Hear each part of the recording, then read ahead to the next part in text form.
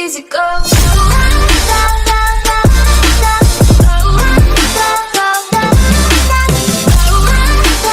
Yeah, what's up guys, it's Untamed, One Mustang coming at you. How are we doing today?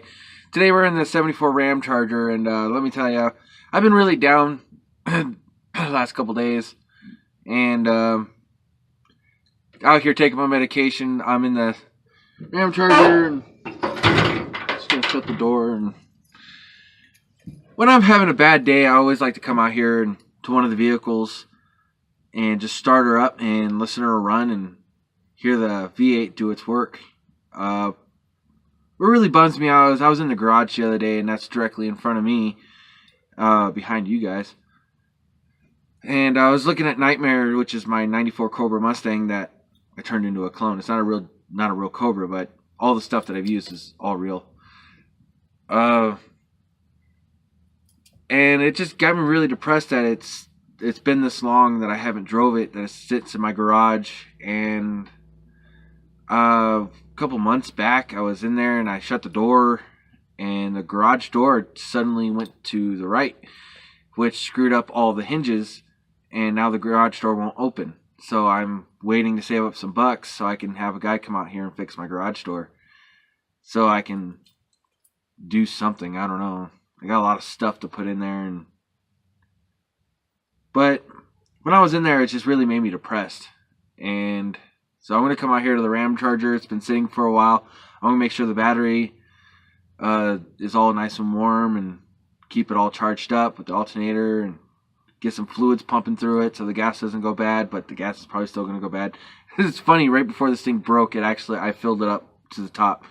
So the last about 8 times that I've started this thing up and let it run, I'm actually down to 3/4 of a tank. And I filled it up. I came back here and I noticed I was dripping a bunch of transmission fluid, and I looked and it was my training cooler.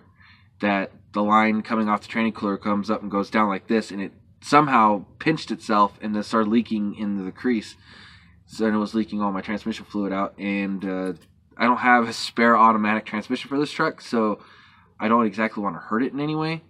So you guys are probably waiting for me to start this thing. You're like, come on, stop talking and start this thing up. So let's do that right now.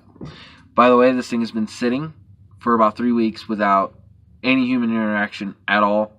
I'm kind of curious to see how fast this thing starts up. And it is relatively cold. It's probably like 78 degrees. You're probably also thinking like, hey, it's like 40 down here. Shut the hell up. You don't know what cold is. Well, trust me, man. Tonight it's going to get into the 40s. We got a cold warning today. So let's start her up. I'm going to pump her 2 times. 1, 2, and button. Wow, that's actually impressive. 2 times. Pumped it 2 times. And if you're wondering about the carburetor that's on it, it's a Holley 650 single pump. And it's the chrome finish one, polished. So it looks chrome. So this is pretty much what I do, guys. This is life right here, man. I sit behind the wheel of this thing and I just listen to it. I love the sound of the Flowmasters. I love the dumped exhaust. I really like this truck. I've almost traded this truck so many times. I just like, you know what, I'll never have the money to invest into it. I'll never have the time with Nightmare, and I got my other Mustang, Carnage. I'll never really have the time to do anything with this truck. And then I was talking to my wife, and she's like, you know what, I really like the Ram Charger. We should just keep it. And I was like, you know, that sounds like a good idea. So I started looking around and trying to find any Ram Charger that I could possibly find. And I've seen a few of them out there, but they're all hardtops. They're not the pop top like this one is. And none of them are in the 70s. They're all in the 80s, and that's pretty much it. You know, like, I think this year goes from 74 to 76, 77, maybe 78. I don't know exactly when they stopped the pop top. If you know, please let me know in the comments section below. And also another thing I would like for you guys to let me know is if you guys are having a bad day, what car do you get in and listen to run or go for a drive? If you had an argument with your significant other or your family, or you just had a really bad day at work, what do you do to calm yourself down with your vehicles? Do you take ATV or dirt bike out, maybe an RZR or side-by-side of any kind? What do you guys do? Please let me, like, a good small paragraph in the comment section below. And if you're wanting to and you think this video is halfway decent, which it will get better, trust me, keep watching. Please hit that like button, subscribe, and if you want to, if you're feeling really generous, if it is the holiday season, could you please give me a gift of your subscription by hitting the subscribe button and the notification bell so you get notified of any videos that I do. I've been really off the ball, and that is completely all my fault. If you watch any of my first videos when I started up YouTube, it said I post every day. I'm a liar. I haven't posted in a very long time. It's been a few months, and I sincerely apologize for that. I got so much going on with my new job working at TA and doing the renovations to this place, because this place is just a 72 single wide that just looks like a crack house, and I've been trying to fix it up inside and worry about the outside later, because I haven't decided whether I'm going to build on an add-on to make my room bigger or what I'm going to do. So I've been not worrying about the outside. I've been more worried about the inside. And my brother just became an owner-operator, and he's moving away. This will be the first time that me and Steven have lived in different states. And that's also another reason why I've been so down lately, is because I'm going to miss the hell out of my brother. So I'm going to try to get a job helping him, which is becoming a pilot car driver. And so I can watch his back and he can watch mine, because we've always had each other's back no matter what. When I lived out in Golden Valley and he lived here in Kingman, and that's in Arizona, guys, for those of you that don't know. We've always had each other's back. So now the fact that we're not exactly in the same area, we're going to be living in different states, and that's going to be really hard on me, especially because I've never been this far away from my brother. And my brother is very important to me. I'm sure you have a sibling of some kind, maybe even a best friend who's moved or is moving something. Let me know what you guys think in the comment section below. If you feel my pain, please like that. Please hit that like button, just so you know I can hear someone's voice out there. It really does help knowing that I'm not alone, because I don't know anybody else really that's going through this other than me. Of course my dad is, and Steven's best friend Jake, which is also one of my best friends. They're all going through it, but we all understand why he's doing it, because he really wants to make big bucks and be able to fix up his 68 Plymouth Barracuda with a 383 original motor, 8 3/4 rear end. He has a lot of plans for it, and he does need to make the big bucks if he wants to fix up that car, because it's like $600-700 just for a grill. If you guys know any parts to any Cudas, please let me know. eBay link or an email. Say, hey, I have Cuda parts. Here's my email. Contact me. I will definitely contact you, and we'll work out a price to see if we can get his Cuda going up. If you want to post anything, put it in the comment section below, #Cuda, and I'll definitely respond to you. If you guys want me to respond to any of you individually, future videos that you want me to do, let me know. We'll see what I can do.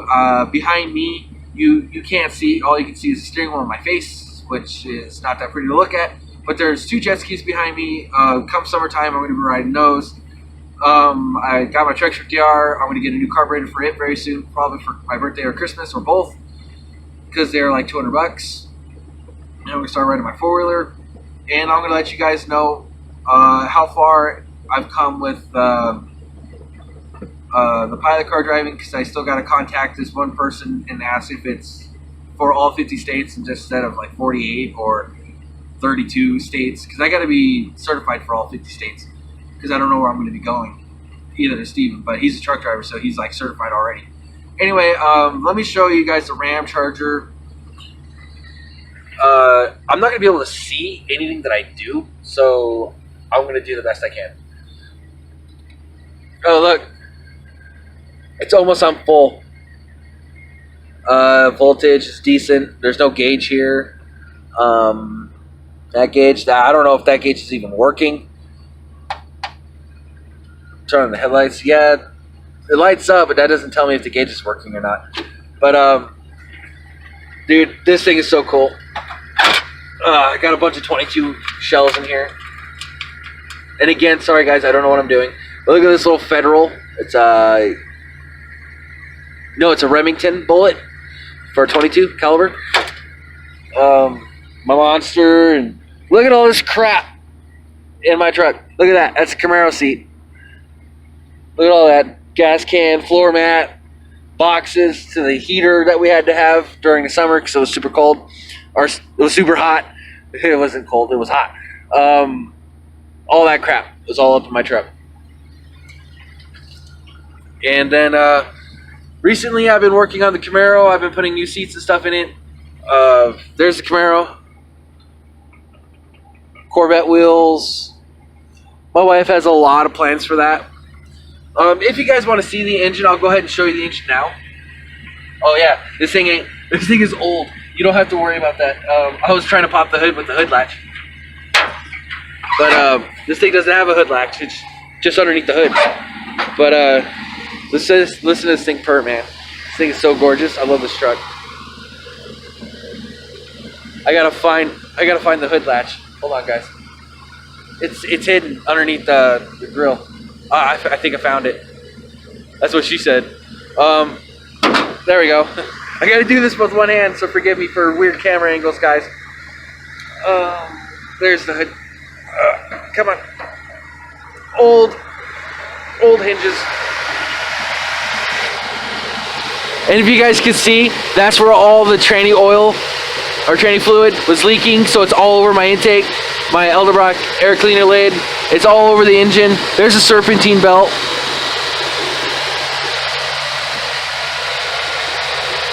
The engine, it's all running. I'll rev it up for you.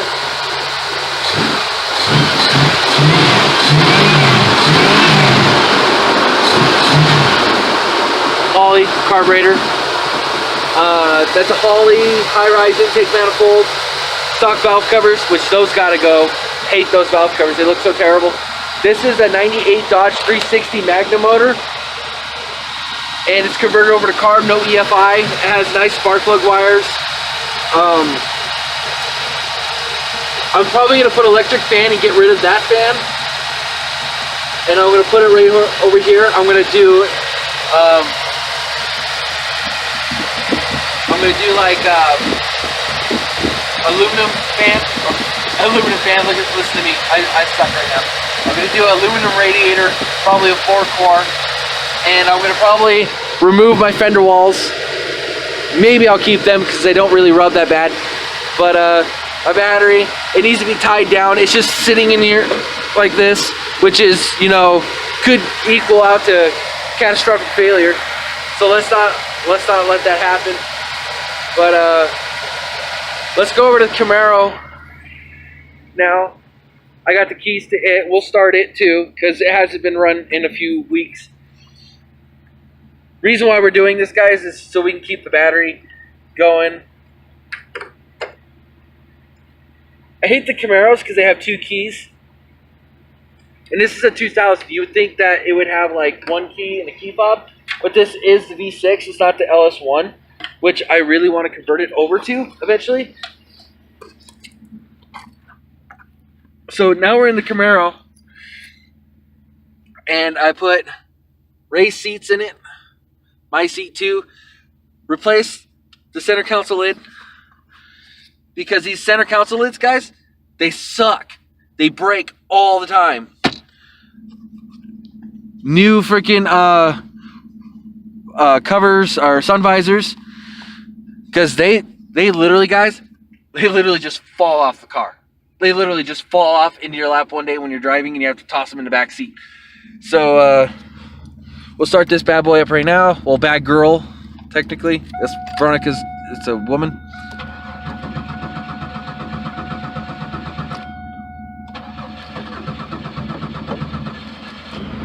There it goes. See, this thing is fuel injection, and this thing didn't start right up. Over here, you got the beast, carbureted.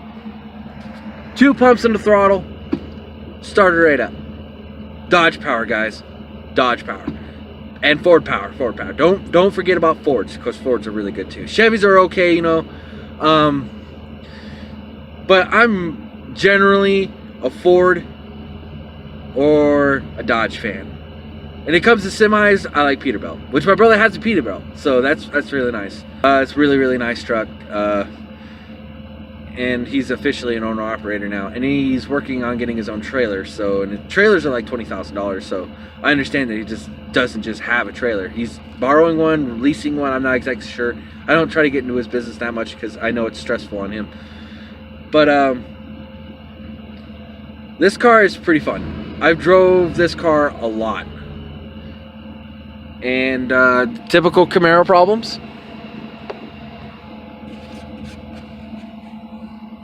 All up and over here. There was a cat in here at one time because I left the window down. The seats fell apart. This seat, the driver's seat, broke and it was leaning all the way back. So when you were driving this thing, you had to have something propped up against the back seat to hold it there.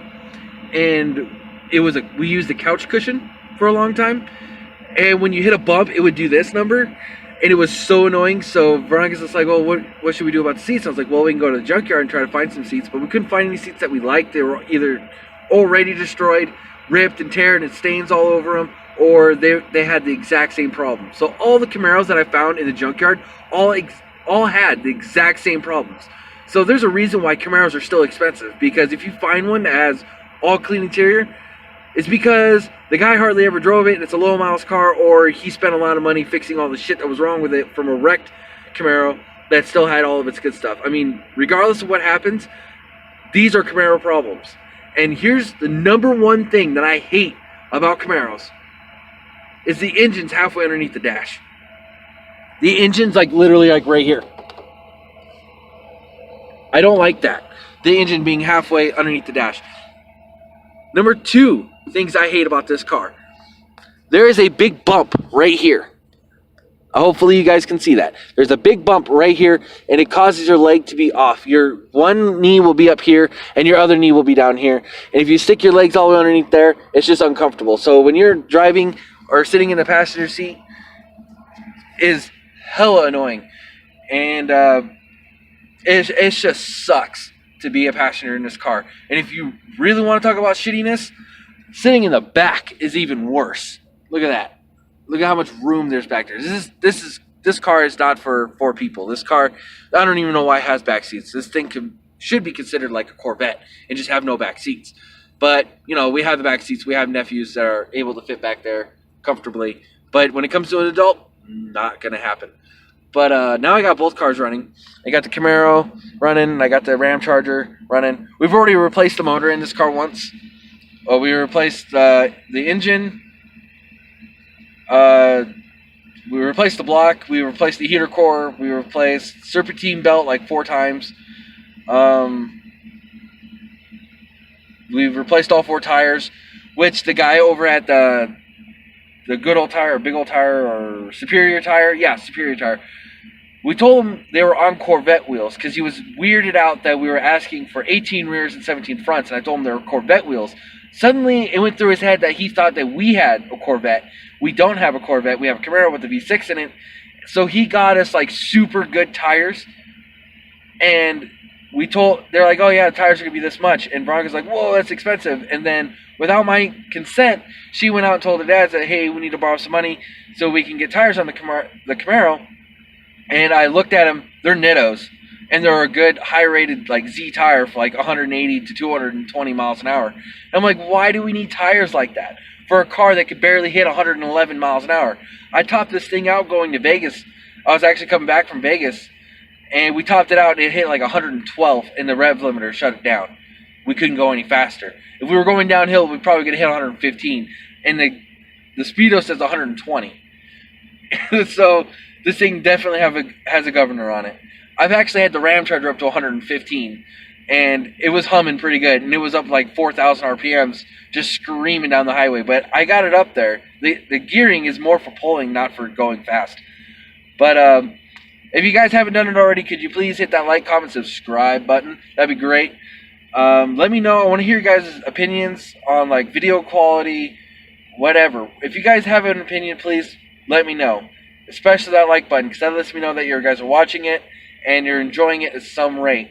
There's going to be definitely more videos in the future with quad riding, me becoming a pilot car driver. If you want to know about the steps that I've had to take, where I've had to go, how much money it cost me for the lights and everything to go onto the car itself, how much the class cost to go to, where I took the class, everything about pilot car driving. If you want to know about it, I'm going to post a couple more videos so I can get a few people, an audience of some kind, to tell you what it was like for me to be a pilot car driver, so I can make some money, so I can actually invest money into all these projects, because right now I don't have any money, and that's bullshit. I should have money, but I don't, and I'm too ugly to prostitute and too honest to steal, so I'm just going to live my life very poor until, I become a pilot car driver, make a couple $1,000s a week, which would be nice. Be the highest paying job I ever have. Plus I get to watch my brothers back, which is awesome. So I'm going to let you guys go here.